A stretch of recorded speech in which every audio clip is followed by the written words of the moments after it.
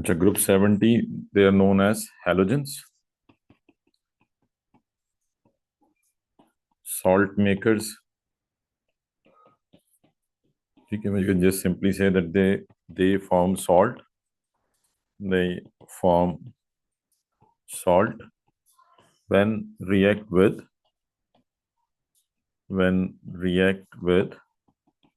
metals. ठीक है, तो on reaction with metals they produces salt. जब मेटल्स से रिएक्ट करेंगे तो क्या बनाएंगे? सॉल्ट बनाएंगे। कोई भी ग्रुप 17 एलिमेंट्स हो तो these are non metallic elements, non metallic elements. ठीक है, and they exist in diatomic form. ठीक है, तो ये कुछ चीजें हैं जो आपको ऑलरेडी मालूम है इनके बारे में। Elements fluorine, chlorine, bromine, iodine, astatine, these are all group 17 elements. ठीक है, तो ये सब पे सब क्या है? These are all non metals and they are known as halogens and they exist in diatomic form. Exist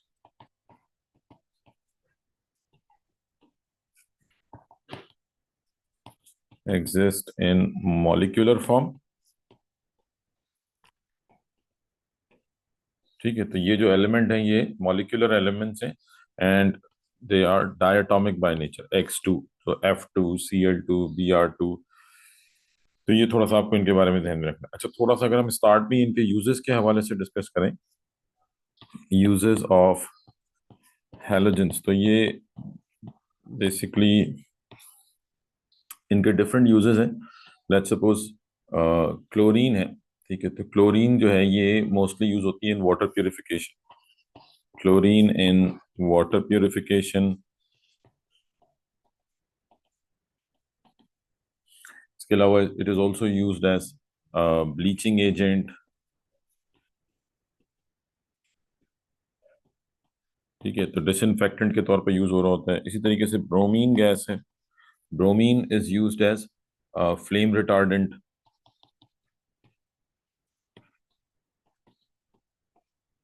fire extinguishers में इसको यूज करते हैं।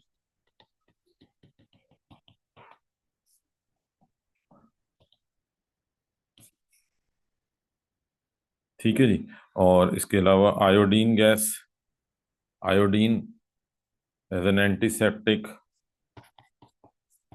As an antiseptic and disinfectant.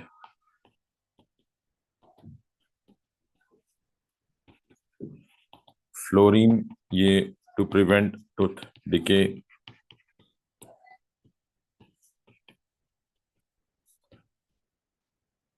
तो इसके अलावा भी डिफरेंट यूजेस हैं, बट नॉर्मली ये जो गैसेस हैं ये इनके जो मेजर यूजेस हैं ये हम थोड़ा सा डिस्कस कर रहे थे।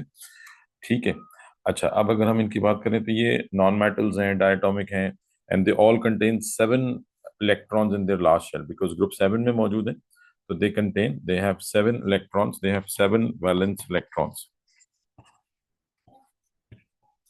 7 वैलेंस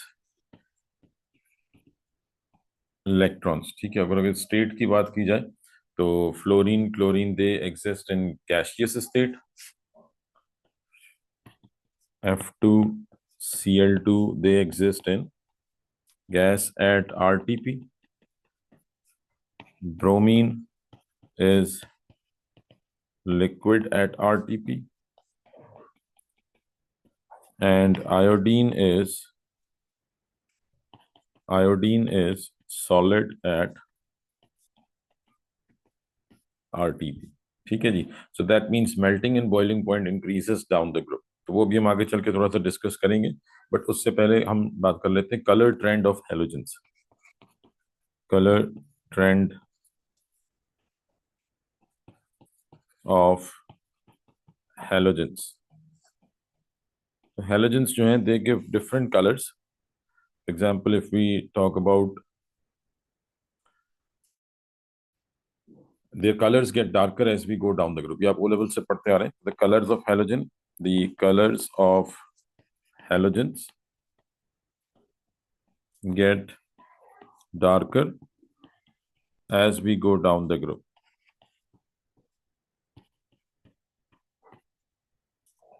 ठीक है जी। जैसे जैसे डाउन द ग्रुप जाएंगे तो कलर्स क्या होते जाएंगे, डार्क होते जाएंगे। लेट्स से फ्लोरीन है, fluorine is light yellow gas और pale yellow gas.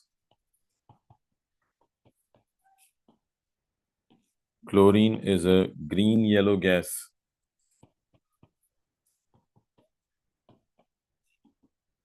Similarly, bromine is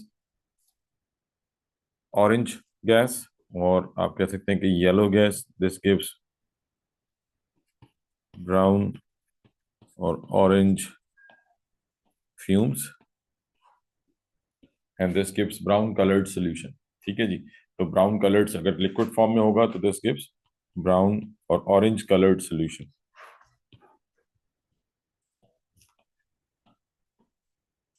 Orange or we can say yellow colored solution depend on the concentration. Likewise, iodine is gray solid.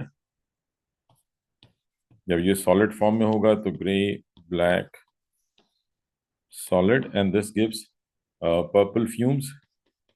Gas की form में it gives purple fumes. और अगर dissolved है तो brown colored solution. Brown colored solution. Water में dissolve है तो brown coloured solution. तो ये कुछ इनके कलर्स हैं जो आपको जहन में रखने हैं। तो they colours they get darker as we go down. In case of bromine और आयोडीन आपको ये भी ध्यान में रखना है कि फ्यूम्स हैं या सॉलिड है या लिक्विड फॉर्म में है तो क्या कलर होगा। ठीक है, यहाँ तक कोई क्वेश्चन, इसमें कोई confusion?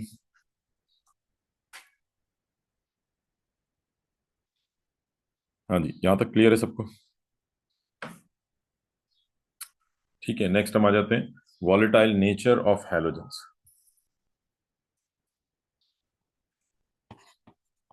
Volatile nature of halogens. तो वॉलेटिलिटी क्या होती है? The ability to escape at RTP, the ability to vaporize at room temperature।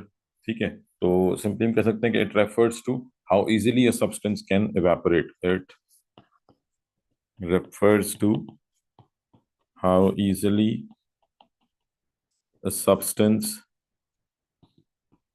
evaporate।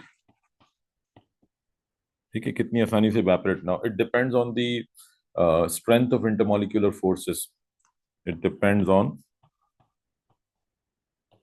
it depends on the strength of intermolecular forces among molecules। ठीक है, कितनी strong intermolecular force है। जितनी strong intermolecular forces होंगी तो वॉलेटाइल नेचर उतनी कम होगी। ठीक है, और जितना ज्यादा वॉलेटाइल होगा मेल्टिंग इन बॉइलिंग पॉइंट उतना लो होगा। तो एक पॉइंट ये भी ध्यान में रखेंगे, volatile substance, volatile substance has a low melting and boiling point, low melting point and boiling point, therefore due to weak intermolecular forces, due to weak intermolecular forces। ठीक है, तो जितना वॉलेटाइल सब्सटेंस होगा उसका मेल्टिंग बॉइलिंग पॉइंट उतना कम होगा, और उसकी वजह क्या है? Intermolecular forces. तो गोइंग डाउन द ग्रुप, जब हम हैलोजेंस की बात करेंगे, let's say if you talk about halogen, fluorine, chlorine, bromine, iodine, तो as we are going down, because they are non polar in nature. ठीक है, हैलोजेंस जो हैं they are by nature they are non polar,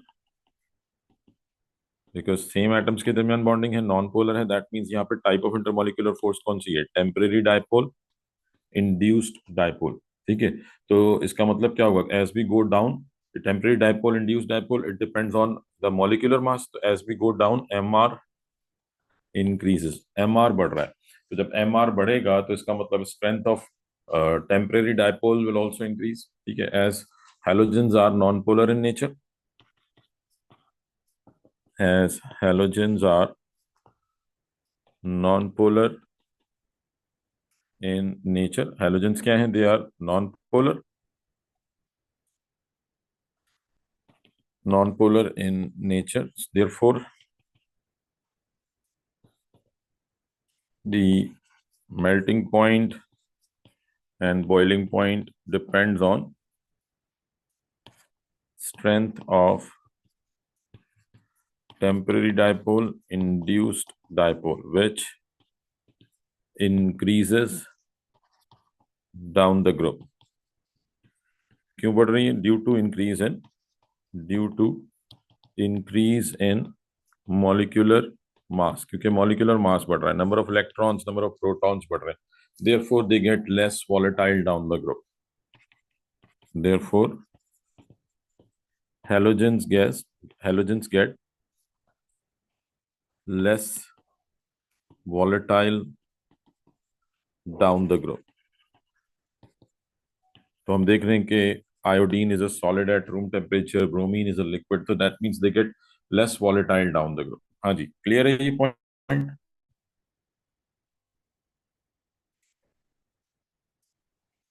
तो weak intermolecular forces हैं, van der Waals forces हैं, उनको break करना आसान होगा, but as we go down तो स्ट्रेंथ ऑफ टेम्पररी डायपोल्स बढ़ेगी, बिकॉज मास बढ़ रहा है, मास बढ़ेगा तो वॉलेटिलिटी कम होती जाएगी। क्लियर है बेटा? ये इसमें कोई कंफ्यूजन?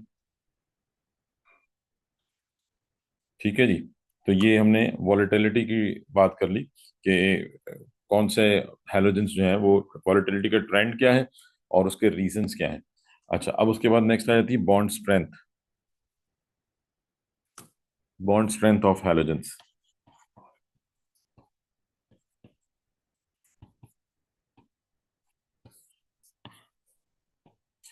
ठीक है, तो बॉन्ड इंथैल्पी या बॉन्ड स्ट्रेंथ जो है, ये बेसिकली क्या है, आप सिंपल इसको बॉन्ड एनर्जी के टर्म्स में डिफाइन कर लें, instead of calling it bond strength.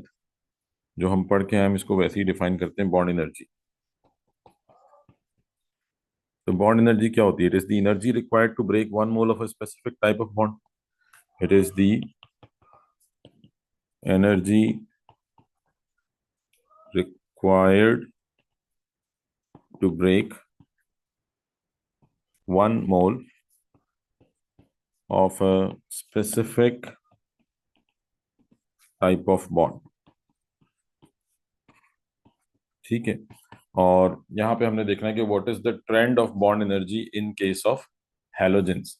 Halogens के केस में बॉन्ड एनर्जी का ट्रेंड क्या है? तो basically as we go down, चले आप बताएं क्या ट्रेंड होना चाहिए। लेट्स से हमारे पास ये डिफरेंट मॉलिक्यूल्स हैं, F2, Cl2, Br2, I2, तो आपके ख्याल में इनमें से किसकी बॉन्ड एनर्जी सबसे ज्यादा होगी, और बॉन्ड एनर्जी का ट्रेंड क्या होगा और क्या क्यों होगा, रीजन क्या होगा उसका? जी, what would be the trend of bond energy, and which of the halogen would have the highest bond energy? जी, आप में से कोई बताएगा बेटा? Bond energy is the energy required to break one mole of a specific type of bond. तो bond energy decreases down the group, और reason क्या होगा उसका? वाई बॉन्ड एनर्जी डिक्रीजेस, कम क्यों होगी?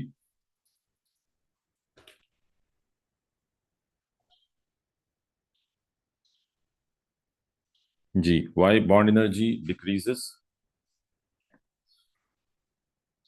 ग्रेटर एटॉमिक रेडियस, बिल्कुल ठीक है, हमने ये पढ़ा था कि जैसे जैसे एटॉमिक रेडियस बढ़ेगा बॉन्ड लेंथ बढ़ेगी। ठीक है, तो bond energies decreases down the group. पहले तो आप ट्रेंड ध्यान में रखें कि bond energy of halogen decreases down the group, ये डाउन द ग्रुप कम होती है। ठीक है, the bond energy of halogen decreases down the group, उसकी वजह क्या है? Due to increase in atomic radius. जैसे जैसे हम नीचे जा रहे हैं एटॉमिक रेडियस बढ़ रहे हैं, एटम्स लार्जर होते जा रहे हैं, नंबर ऑफ शेल्स बढ़ रहे हैं, therefore the distance between nuclei will increase. ठीक है, तो ये जो दो न्यूक्लियाई होंगे इनके दरमियान जब ये बॉन्ड हो बनाएंगे तो इनके दरमियान जो डिस्टेंस होगा वो ज्यादा होगा।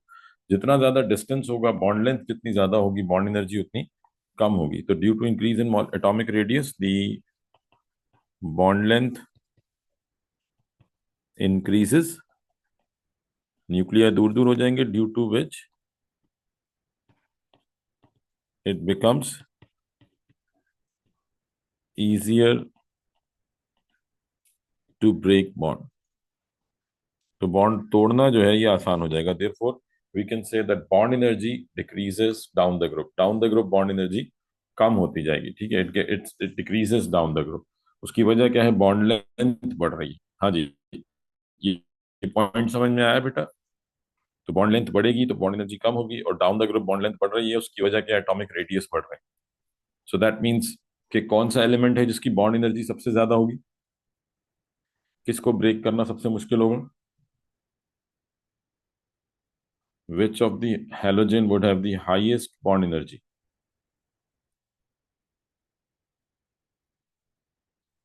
फ्लोरीन। ठीक है, तो ट्रेंड के हिसाब से फ्लोरीन की बॉन्ड एनर्जी सबसे ज्यादा होनी चाहिए, but in actual it is chlorine.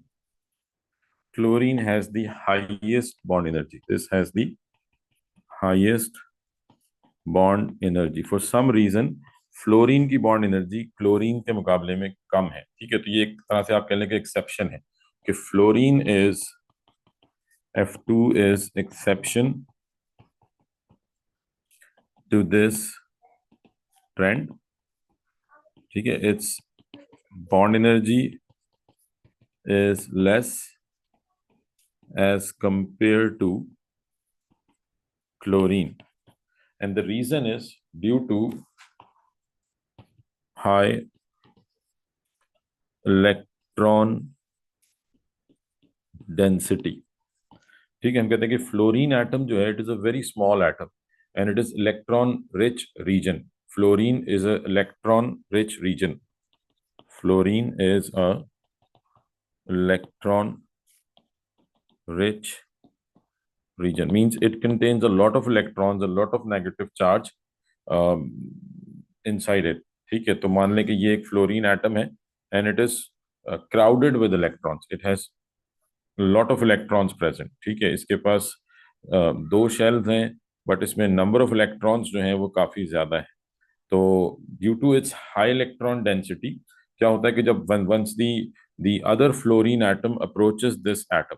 ठीक है, मान लें ये एक फ्लोरीन एटम है और ये, एक मिनट बेटा, लेट्स से ये दिस इज अनदर,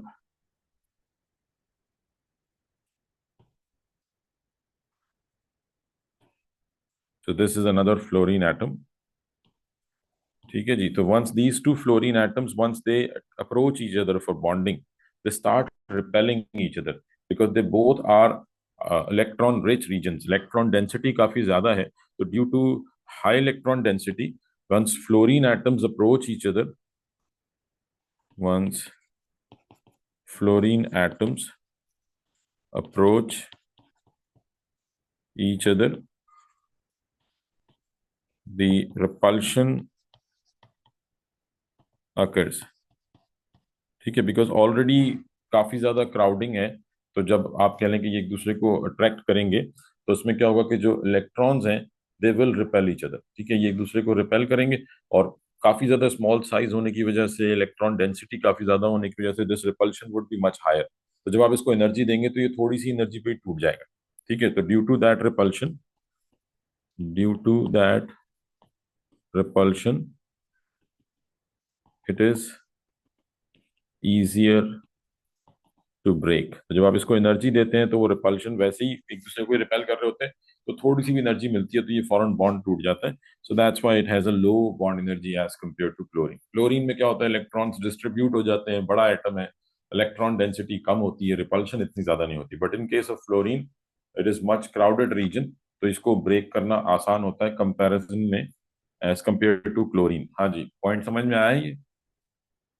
तो fluorine is an exception to this rule due to its high electron density. Clear है ये? जी, बाकी सबको भी क्लियर है?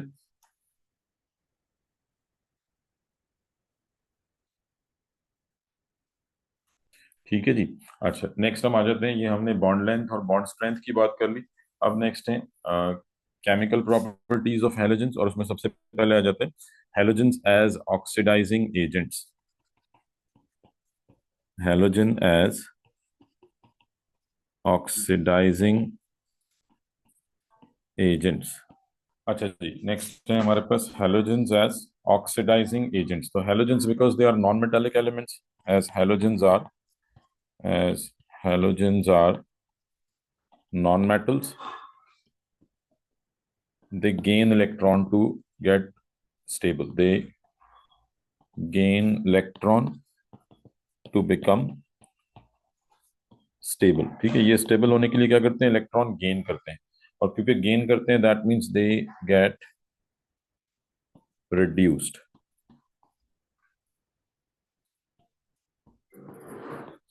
ठीक है, रिड्यूस होंगे तो इसका मतलब क्या हुआ कि दे आर ऑक्सीडाइजिंग एजेंट्स। खुद रिड्यूस हो रहे हैं तो एजेंट्स कौन से हुए, दे आर ऑक्सीडाइजिंग एजेंट्स। ठीक है, they are oxidizing agents, they oxidize the other elements and they are strong oxidizing agents. Reason being कि they belong to group 7, they only need one more electron to become stable, so they are the strongest oxidizing agents when we compare the non-metals for their oxidizing ability. So halogens are the strongest, halogens are the strongest oxidizing agents, they are the strongest oxidizing agents. ठीक है, so they react with metals, form salt, and in the process they get reduced. ठीक है जी, and the ability as an oxidising agent it decreases down the group. अगर हम trend की बात करें तो द एबिलिटी और the strength as an oxidising agent decreases down the group, down the group, so they get weaker oxidizing agents as we go down. So let's say if we're talking about group 17, fluorine, chlorine, bromine, iodine, so we are saying that as we go down the ability to oxidize decreases। ठीक है जी, तो the oxidizing ability decreases। ठीक है, और उसकी वजह क्या है कि their ability to gain electron जो है वो कम होती जाती है, क्योंकि जैसे जैसे हम नीचे जा रहे हैं जो एटॉमिक रेडियस है वो बढ़ रहा है, शील्डिंग बढ़ रही है, तो इनकमिंग इलेक्ट्रॉन जो है वो इतनी इजीली गेन नहीं होगा। तो as we go down, as we go down the number of shells number of shells increases, shielding increases, it becomes difficult to gain electron.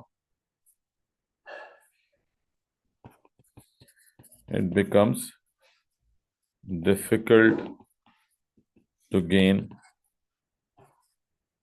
electron. ठीक है जी, तो as we go down the levels increases, shielding increases, so it becomes difficult to gain electron.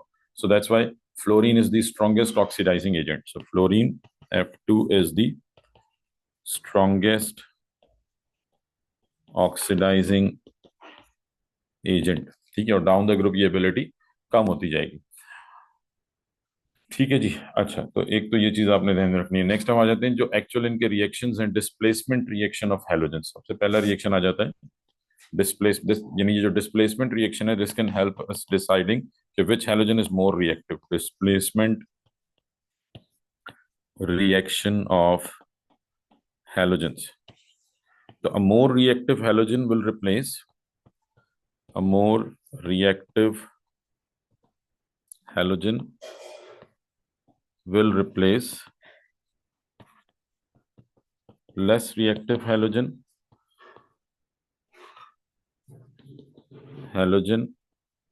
from its solution। ठीक है, ये basically it is a redox reaction. ये redox reaction है जिसमें more reactive halogen will get reduce, the other one will get oxidise. तो more reactive will replace the less reactive halogen from its solution. So let's just say if we have a beaker containing sodium bromide. ठीक है जी, ये beaker है, इसमें sodium bromide जो है वो मौजूद है, NaBr। तो NaBr किस फॉर्म में होगा, sodium ions Na plus Br minus, Na plus Br minus, and we add another halogen. Let's say if we add chlorine into it, so because chlorine is more reactive, it will replace halogen। यहाँ पे electron loss in gain होगा। ठीक है, Br minus will lose electron, Br minus will lose electron to Cl, तो Br minus because it is losing electron, this get oxidized and chlorine gets reduced। ठीक है, ये reaction होगा। तो इसको रिएक्शन को कैसे शो करेंगे हम, let's say we are adding chlorine Cl2 aqueous into sodium bromide which is also aqueous।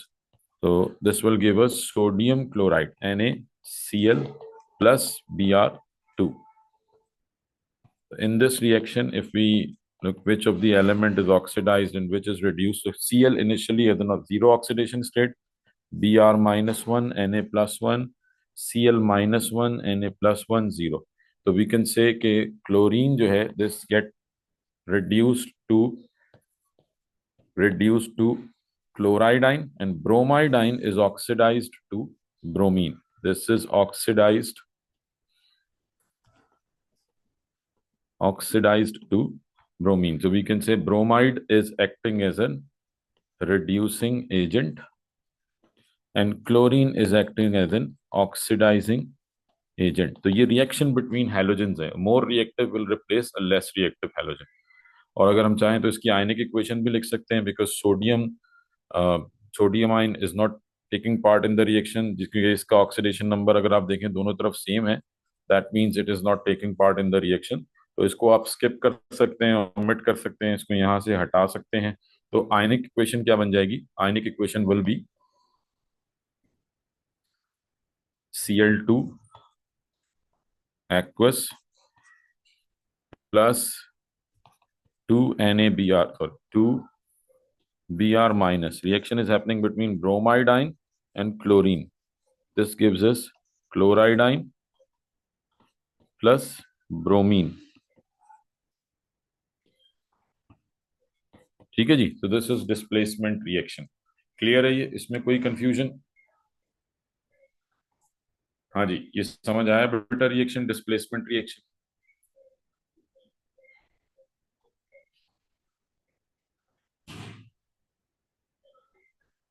बाकी सबको भी क्लियर है?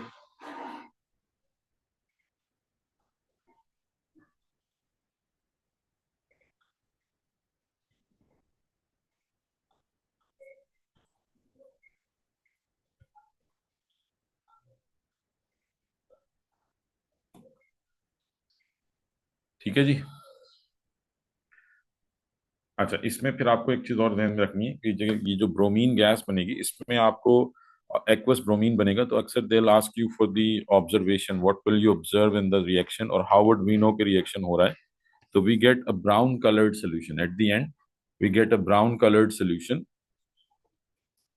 a brown colored solution is obtained, and this is due to bromine. ये जो bromine aqueous bromine बना है, this gives, when it dissolves in water, this gives brown colored solution.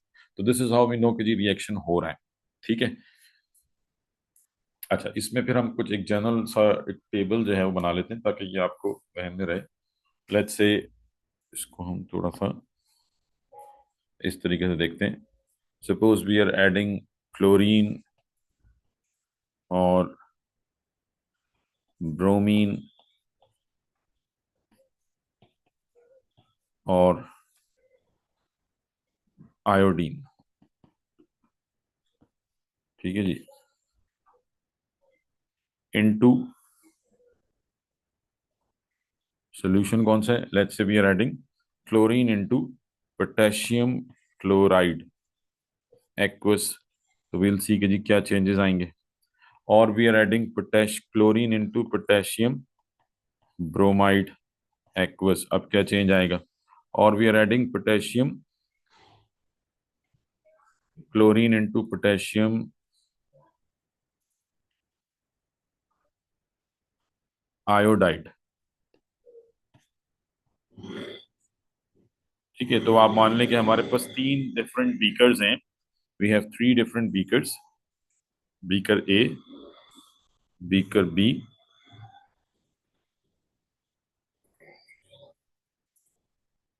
and beaker C. So we have 3 different beakers A, B and C. A contains aqueous potassium iodide. A contains aqueous potassium iodide. B contains potassium chloride. And C contains potassium iodide. All 3 are colorless. ठीक है जी. So this is KCl aqueous this is KBr aqueous, and this is KI aqueous. So initially we added chlorine into all three of them. We added chlorine into this, we added chlorine gas into this, and we added chlorine gas into this. So what happened if we add chlorine into KCl? So we are adding chlorine into KCl, so therefore no reaction will occur because we are adding chlorine gas into a solution of chloride ions. So यहाँ पे कोई reactivity का difference नहीं होगा, ठीक है? तो no reaction, we can just simply say no reaction,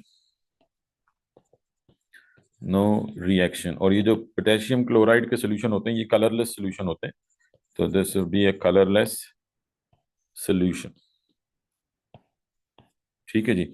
and if we add chlorine, if we add chlorine into a solution of potassium bromide, now we know कि डिस्प्लेसमेंट होगी, chlorine will replace bromide as C L is more reactive, तो क्या होगा, displacement होगी, bromine बनेगा, और bromine बनेगा तो वी गेट ब्राउन और येलो कलर्ड सोल्यूशन, ठीक है? तो आप थोड़ा सा ये लाइटर वर्जन होगा एज कम्पेयर टू आयोडीन, तो वी कैन से, और यहाँ पे भी आप इसको येलो ही लिख दें, ब्रोमीन के केस में येलो कलर्ड सोल्यूशन, ठीक है? तो we get a yellow coloured solution, yellow colored solution.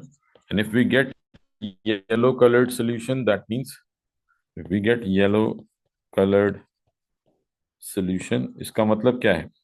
That means Cl has replaced Br minus, displacement हो गई, ठीक है? And if we add chlorine into potassium iodide which contains iodide ions, again Cl will replace iodide, displacement होगी, and this time iodine बनेगा. Iodine will give brown colored solution,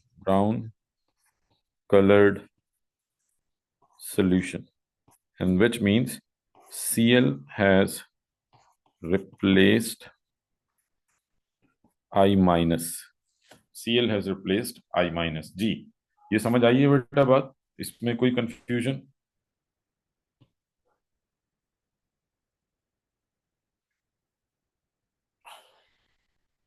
redox part बेटा कौन सा, मैं समझा नहीं, समझ आ गया है आपको या स्टिल समझाना है? हाँ जी, क्लियर है ये?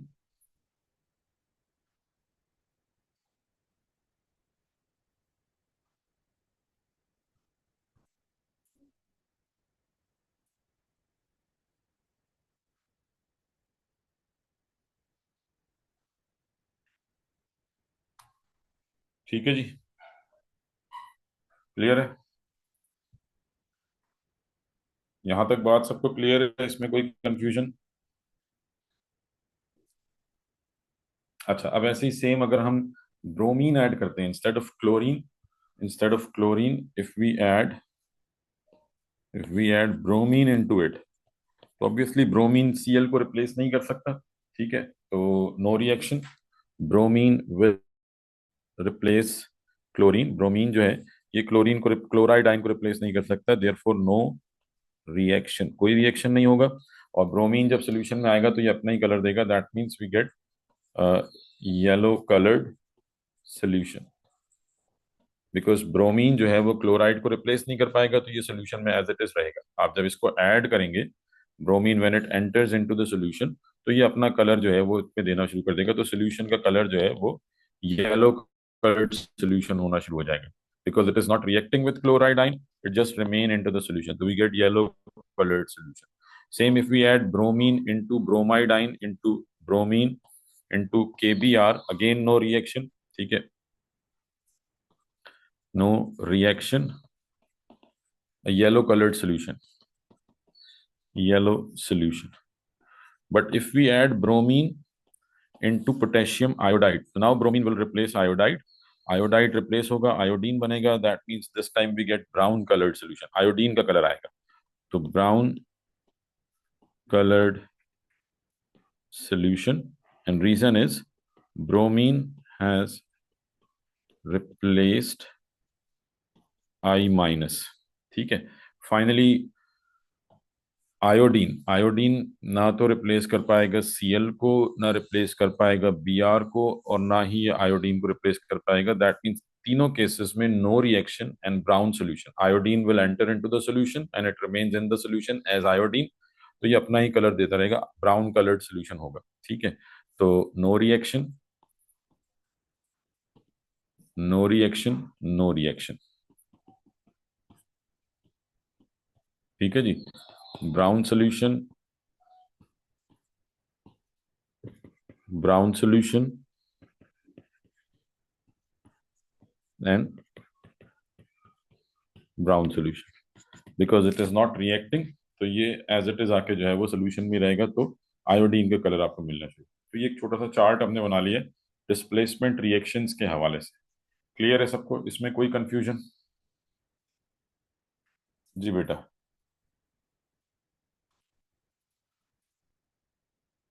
यहां तक सबको क्लियर है?